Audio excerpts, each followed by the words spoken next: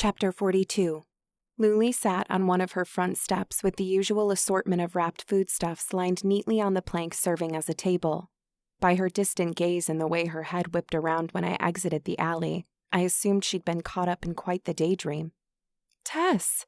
She slipped under the table, then threw her arms around me. When she squeezed, something in my back gave a hollow pop. If that wasn't enough, she cupped the back of my head and yanked it down so my face plowed into her shoulder. "Oof." I pulled my head back. "You're going to suffocate me." But when she didn't relent, I eased into the embrace. "It's nice to see you too." She gripped my shoulders, then pushed me to arm's length. "I was worried purple. What in Rubal happened? Shabana showed up, offered to sit in for you, said you'd run into some difficulties. I made her swear you'd be okay. I was about to march to the front gates, I'll tell you that." "Well, it's nice to be—" Luli interrupted, her rant unrelenting. "Then all these dangerous-looking guardsmen from goddess knows where show up asking if I've seen someone who fit your description perfectly, down to the tip of your nose." She flicked it with one finger for emphasis. "Guess they're used to describing people because they had you pegged. A blind man would have pointed you out." "It's a long story." "Well, if that Master Welling friend of yours is any indication, you don't have time for lengthy tales, do you?" Luli cocked an eyebrow like it was loaded, but didn't wait for an answer. The very notion. Hunting a little girl like— "I'm taller than you." Luli squinted in such an evil expression I thought her eyes might glow red. "Sass me again and you'll have no horses." She chuckled, but I didn't join in. "Horses?" "Yes." She answered more like it was a question. "Your Master Welling said you'd need mounts. I happen to know the stableman." "You know everybody." She flicked a hand. "It's true, I'm a social type. Anyway, I arranged for 4 horses without even leaving my porch." "4? Why would I need—" "Hello," a voice said from behind. A chill twirled around my spine, then climbed to the base of my neck. I turned on one heel, my hand set to grab my staff. Elrin Zen raised both hands to show me his palms. "Same team, Tess." The elven student I'd first noticed in Fundamentals of Magic, then seen earlier that day as I marched away from the temple, stood a step or two behind him on the right. But I only caught sight of her out of the corner of my eyes because I couldn't relinquish my glare from the one who'd threatened me with his staff just over an hour before. "How do you figure we're on the same team?" He lowered his hands, shared a look with the elf, who shrugged as if she'd asked, who could blame her, then turned back toward me. Luli stepped between us, folded her arms across her lower torso, then cleared her throat. "This the one whose lights you had to punch out?" "No, he's dead. This is the one who tried to beat me when he suspected me of melting the other." "I'm here to help," Elrin said. "but you're getting a little stupid with your mouth." Heat of the natural kind inspired by rage crept up my neck, then into my face. "Stupid?" I nudged Luli aside, then shoved his shoulder with the tips of 2 fingers. "Let me tell you about stupid." Elrin faltered back a couple steps when I shoved my palm into his chest. Locking me in that goddess-forsaken study in the below was stupid. Because now I have the skills to burn you where you stand. Without diverting my gaze to my interface, I threw up a hand and channeled the same sensation I'd experienced previously to my fingertips. A portal flashed open, then Monteleana zipped into the air overhead. A fiery vapor trail followed as she zipped in circles around Elrin's head. "Shall I burn him, master? Set him ablaze? Leave his ashes in his boots?" "Laissez-faire summon?" the elven one asked. I pried loose the shroud of anger and fumbled through my brain for her name. Trayla Shen. She smiled. "Hello, fiery one. I'm Trayla." The name was even prettier in her soft voice than it'd been inside my mind. "Hello, Trayla. I'm Monteleana. It pleases me to make your acquaintance, but I sense my master might require my services." Trayla waved a hand toward my pet. "Nice. Guess you've been leveling up." The anger subsided with her calm cadence. "Well, yes. Killed a wolf." I turned a glare on Elrin. "And another snake." "So now I'm a snake?" His voice came a little too relaxed for my taste. Did I detect a hint of humor there? But no matter how tiresome people not taking me seriously grated on my nerves, Shabana needed my help, and if I had any chance against a high-level caster like Shurton, I'd need some too.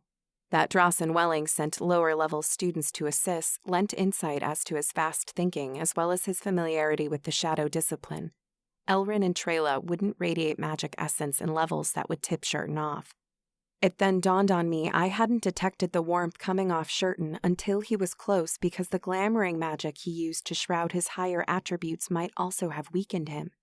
Would he have been less powerful while glamored? That's very interesting. Elrin raised his hands. Look, I'm not so small-minded as to not admit a mistake. Try to see it from my point of view. My friend sends your name in party chat, then is found annihilated in his room. Considering your history in the below, where you broke his nose, I deduced. But when Master Welling told me how Harbin had taken Shabana and had shrouded himself in magic to take revenge on the Academy, it came together in my mind. I think Johan was warning me you were in danger. Nausea rose from the pit of my stomach. That Johan Tur's last act might have been to protect me when he realized Harbin was about to kill him contradicted all I'd presumed. Although I had no way of knowing what the boy had and hadn't learned before his death, I couldn't rule the possibility out. Somehow that bothered me. Probably guilt. I slipped my staff into the sleeve in the strap on my back. Thank you both for coming. I'm sorry I shoved you. Elrin shook his head. It's understandable. We didn't make things easy for you, and you've gone through a lot. I tried to attack you, so it's mine to apologize. He folded a hand across his waist, then bowed, but when his head came up again, he wore a stony expression. But this bastard who killed Johan and threatens to take this academy away from us must be stopped. Shabana is one of ours, and we all want her back. The elf, Trela, nodded agreement. I mirrored the gesture. So how to proceed? It was the elf who answered. Master Welling said we'd be heading south. Yes. What level is Harbin? His real name is Shurton. He's level 19. Too high, even against 3 of us. But the elves keep a detailed bestiary containing creatures they've scouted in eastern Rubal, and I took the liberty of reviewing one tome in my interface while we walked here. The beasts between Warrington and the Iron Mountain outpost primarily range from levels 9 to 15. Although I know you don't want to linger, it would serve us to gain a couple levels. Do you think he'll wait? I shrugged one shoulder, then reached into my exercise bag and withdrew the tome. This is what he wants. He'll wait. Luli gripped the mesh bag, slipped her thumb into a hole where the corner of the book had torn it, then shook her head. This won't do at all. I'll be right back. She slipped under the plank holding her goods with the practiced agility of someone who'd repeated the motion 1,000 times. She seems the good sort, Elrin said. His eyes appreciated more than her demeanor. I smirked. She's wonderful. A figure came into view in a wide alley across from Luli's house. From the hulking shoulders and balding head, I recognized him as Benson, the town tanner and one of Luli's suitors. He grasped the reins of 4 horses who trailed behind him. We met him in the center of the road. I nodded. Hi, Benson. Hello, Tess. Luli asked me to bring these from the stables. Yundra was happy enough to rent them to her, but we didn't tell her what they were for. So maybe you don't tip our hand, eh? I smiled, despite the tension coursing through my body with thoughts of what Shurton might do to Shabana. I'll keep quiet, I promise. He patted one of the animals on its side, a beautiful creature with a shining umber coat and a white blaze running down its snout. They're quarter horses, and speedy ones. They're perfect. I approached the one he'd patted. This one reminds me of my horse. I hope no one objects if I ride him. A horse is a horse, Elrin said. Trela shot him a sideways glare. Gah, humans. She ran her hand along the thick haunches of the white horse closest. I shall ride with you, my friend. The horse nickered as if he'd understood. Elrin approached the black horse in the center, which left a white one who stood half a hand taller than the others for Brunk. The black one stepped back, but calmed when Benson tugged its reins. A fine judge of character, perhaps. Luli burst from the house carrying a leather bag over her shoulder. She slipped beneath the plank, then offered it long before reaching me. What do you think? I took the satchel, draped it over my arm, then ran my fingertips over the smooth leather. 2 front pockets had copper hooks, but when I peeled the opening at the top apart, I spied a black void with swirling motes. My head snapped up. What is this? Luli smiled. It's a magic container. It'll only hold 16 large items at a time, but some slots will hold multiple items like fruit wraps. She gestured toward the selection of fruit wraps she'd laid out. I expect the three of you to clear the table of anything that will aid you. But you already gave me one bag. That old thing? She raised a hand and flicked it down at the wrist dismissively. Trela bowed deeply. Buffs will greatly benefit us in our journey, Lady Luli. I thank you. Luli clutched her hips. You elven types are a little formal for my taste. I'm no lady, it's just Luli. Thank you, Luli. The elf marched around her toward the food. I hugged Luli again. Forever will I call you friend, Luli Graples. She tousled my hair, then pushed me away. Right, and I you, Tess of Milbury. Now go. She raised an arm, pointed a finger skyward, then twirled it in a circle. Evil awaits. Elrin stared at the uncommitted horse. What's with the fourth mount? You'll see. For a few heartbeats, I wondered how Drawson had known we'd need a fourth. Then I recalled the voice chat I'd sent him before we escaped from the High Chancellor through his portal. I'd said I had a friend in the cave I didn't want to be discovered. My uncle didn't miss anything. I tied the fourth horse's reins to the pommel of my saddle. Once I'd collected a few fruit wraps, I opened the top of the magic bag to slide them in. An interface window popped up depicting 4 rows of 4 slots each. The 4 wraps I shoved into the void fit in 1 slot, leaving me 15. After stowing away the tome, I was left with 14. I left the exercise bag with Luli. Then we mounted up and set off for the south gate. What a wonderful gift. Where'd you get the bag? Luli winked and flashed a sideways smile. Come back whole, honey. I waved back, then took a capture as she stood with Benson, my retired bag wadded under her arm. Once we were outside the gate, I pointed the direction we'd want to go. I'd marked the area where Shurton said the tree should be. Although I'd considered bypassing it and sneaking up on him, it was always possible he'd double back once he'd deposited Shabana at the outpost. I was at least smart enough to know what I didn't know. Combat tactics weren't my forte, and I didn't want to push my luck. A cool breeze blew in from the south, carrying the elf's high-pitched voice to me. We should form a party, Tess. I'm in one with Drassen. Can I add you to that? She shook her head. We should have a separate party for combat. You can have 2 parties at once so you can stay in contact, but it will disband soon anyway. He'll be out of range. Drassen, huh? Elrin asked. You're on first-name terms? I'm no longer a student at the academy, or at least I don't think so. Besides, it seems he's my uncle. Really? That's quite a secret to keep. I didn't know until today. Goddess, it's been a long day. We rode into a thicket a half-mile from the gate as the star dropped toward the distant mountains to our back and right. Monteleana zipped ahead and out of sight. Elrin noticed the collection of trees diverted us from a direct path to the one serving as a rally point. Why are we riding through this if it'll only slow us down? I have a friend here. I need the 2 of you to promise me not to... Trela tilted her head, waiting for me to finish, then cocked her eyebrows. Freak out? I pointed at her and nodded. Yes, don't freak out. I raised my chin into the air, then whistled. A moment later, a shadowy figure in the distance appeared and sped toward us. What the hell is that? Elrin asked. I grinned. That's Brunk. He's a rock troll. Trela coughed a single laugh. You befriended a rock troll? How? They don't even inhabit the East. He escaped slavery in the West. Ah, I see. Brunk stopped about 15 feet short, his gaze flitting between my 2 new companions. I introduced everyone. To my surprise, Elrin slid off his horse, went over to Brunk, then extended his hand. The rock troll grasped it and shook. For her part, Trela gave a 2-fingered salute.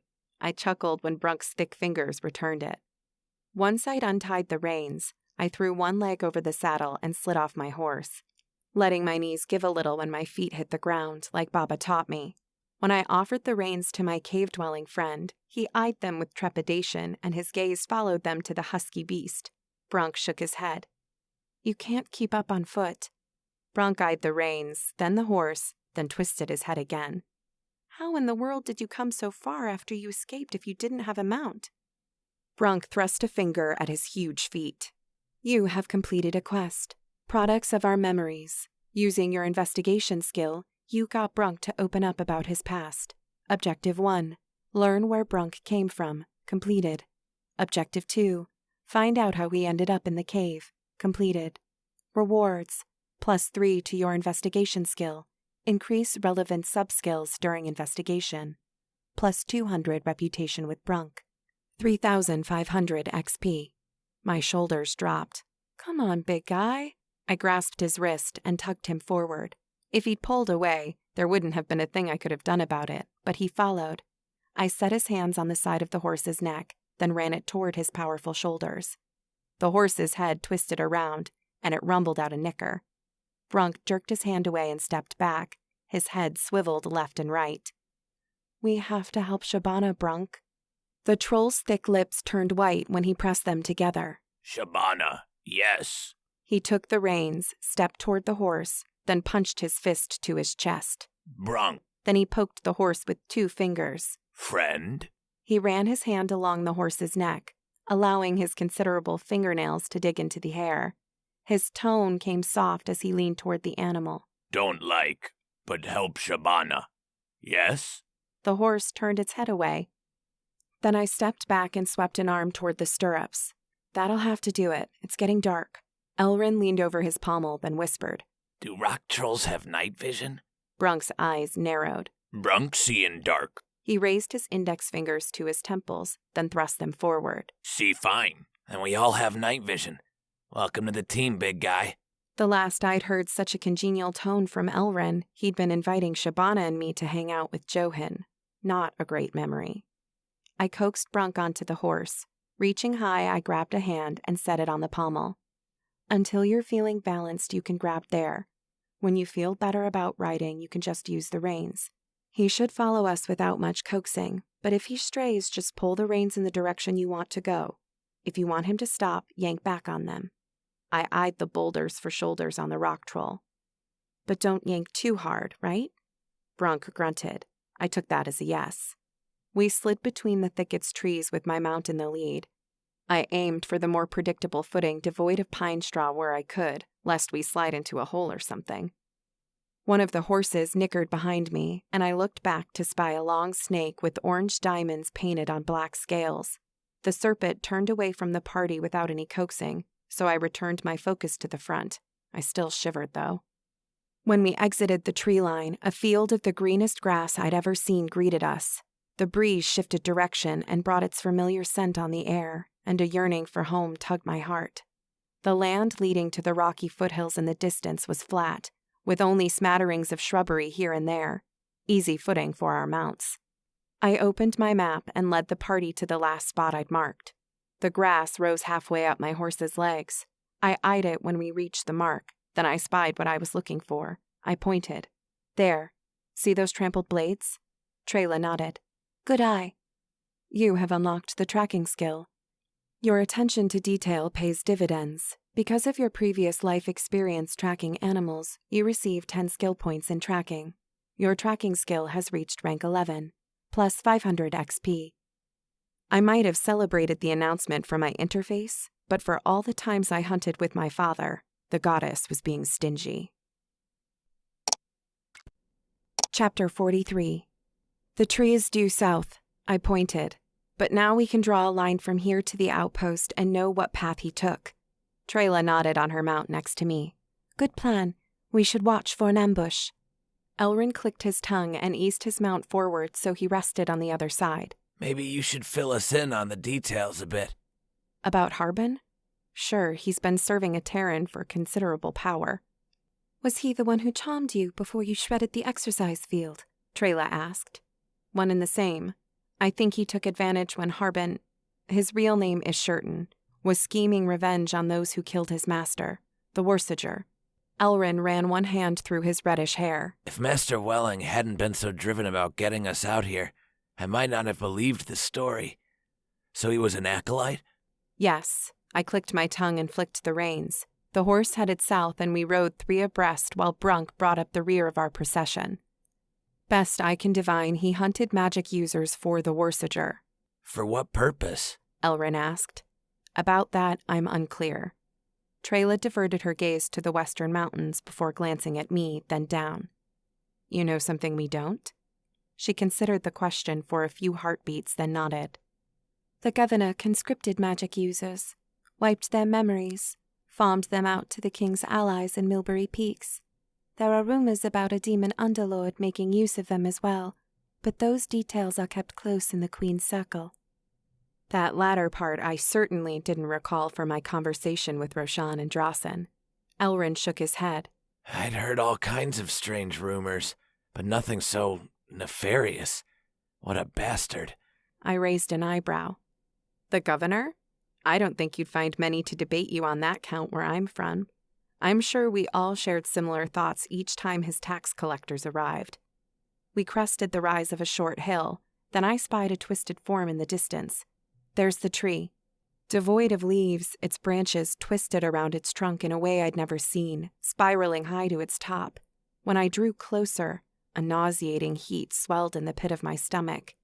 Elrin pointed north. Keep an eye out for movement.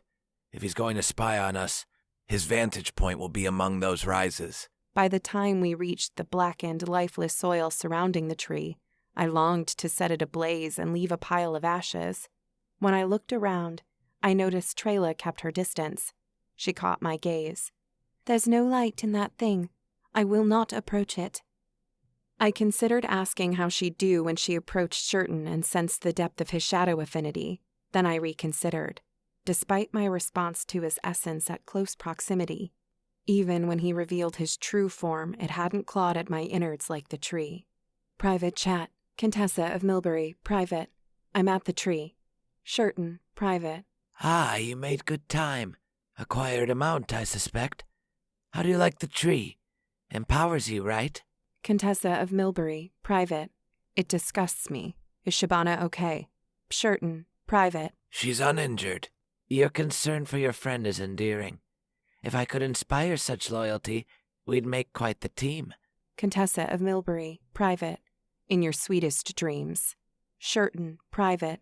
Have it your way. Come northwest toward the Iron Mountains. Coordinates north 234, west 187. You'd better have my tome. I opened my map and scanned the topography while the numbered coordinates shifted in the top right corner of the pane. He's bringing us around from the north instead of a direct path to the west. Trayla called out from behind us, proving her elven hearing was up to the task. I don't see any landmarks on my map there. What do you think? I raised a shoulder. He's probably bringing me in where he has the best vantage point, maybe hiding in the rocks at the foot of that mountain. I pointed a finger toward the high peak rising over the horizon. We turned our horses from the tree to rejoin Trayla. Elrin drummed his fingers on one knee. Then maybe we should split up. The three of us can wrap around from the south. My map popped up, then a line crept across the land from our location to the outpost. He drew an X. If we come from this way, his view south would be blocked by the curve there. Smart. Slowly spreading ourselves apart like that keeps you all in range if he attacks. I gave an approving nod. Thanks. Brunk with Tess. My rock troll friend made walking fingers with one hand. I shook my head. He'll spot you. Brunk folded his arms across his chest, raised his chin, and peered skyward. Brunk with Tess. Monteleana zoomed in from the south, then hovered over us to listen in. Trayla chuckled. Are all rock trolls stubborn like you? Stubborn? Hard-headed, set in their ways, determined. The bushy black eyebrow shot up at the mention of the last word. He thumped his chest with the side of his fist, making me wonder how many subtle meanings were wrapped up in the gesture. Determined. Brunk loyal. Brunk. This time he pressed 2 fingers to his chest, then shoved them toward me. Tess. I suppressed a sigh. You'll be seen. Brunk shook his head. He pointed due west. To my surprise, my map popped up again. Then a new line of blue instead of red crept westward, splitting the difference between the 2 tracks Elrin had drawn. An X appeared in its center. Brunk. Elrin shrugged, but Trayla nodded. I think I have a better idea. I like ideas. I think the troll is smarter than we're giving him credit for. If Shurton sees you coming with a friend, he'll think you disobeyed him, but he might also be fooled into thinking Brunk is your lone ally. He'll analyze him, and seeing Brunk is a level 14, he'll think he can easily handle both of you. Then we come riding in to save the day. Chivalrous hero suits me fine. Elrin dripped sarcasm. Despite myself, my disposition toward him was starting to ease. "Tell me, Elrin, what's your charisma score?" Why? He laughed. Are you upset you're starting to enjoy my companionship? I scowled. I'm just being me, Tess. If my charisma score aids me in winning your trust, I have little control over it. I don't hold it against you, but you have a lot to learn about how attributes work. Fair enough. I allowed the slightest smile. Anyway, I like the plan. Let's split along our paths from here. I glanced up at my lesser summon. "Manti, shouldn't you be scouting?" "Yes, Master, I should." I considered my rock troll companion, then crooked a finger toward my summon and drew her to me. "And let's cut the Master stuff. It has different meanings to Brunk. Tess will do." "Of course, Tess." She zipped off to the west. Trayla had a final thought before we departed. "Make sure you stay in party range. It won't do to get separated. If the party disbands, ride toward us a bit until we've spaced it out just right." Guys? Elrin thrust a finger southwest. What in the underworld is that? A massive beast with a curved horn at the end of a long snout hauled itself in our direction. So hulking was its form, it could have been mistaken for a boulder. Trayla winked her eyes, then I followed suit. "Tundra Rhino. Weighing over 1,000 pounds, adult tundra rhinos are formidable adversaries with high constitution ratings and powerful wind attacks. Level 13. Melee power rating, 26. Melee defense rating, 19. Ranged power rating, 11. Ranged defense rating, 7. Magic power rating, 7. Magic resistance rating, 4. "Can it run us down?" I asked. "Should we flee?" Trayla shook her head as she reached for the staff on her back. "Don't let its size or the range fool you. It's fast. Elrin, you could use some light ranks. Heal for us. I'll DPS with my bow." "Remind me," I said. "DPS? Damage per second, just like you. All offense." I snapped my fingers. "Right." Trayla turned. "Hey, Brunk, can you tank?" Tank? "Fight up close. Keep it mad at you?" Brunk eyed the incoming threat, winked his own eyes in succession, then a wide smile crossed his face. Adventure! He clumsily yanked his feet from the stirrups, jumped off the horse, tugged his pack off his back, then yanked his spear free. Now that I had a magic bag of my own, I knew how such a lengthy weapon could fit in such a small pack, but a question popped into my head. "Where'd you get that?" I pointed at the bag. Slavers. Stole. Good for you, man. Elrin said. Now, we better form up.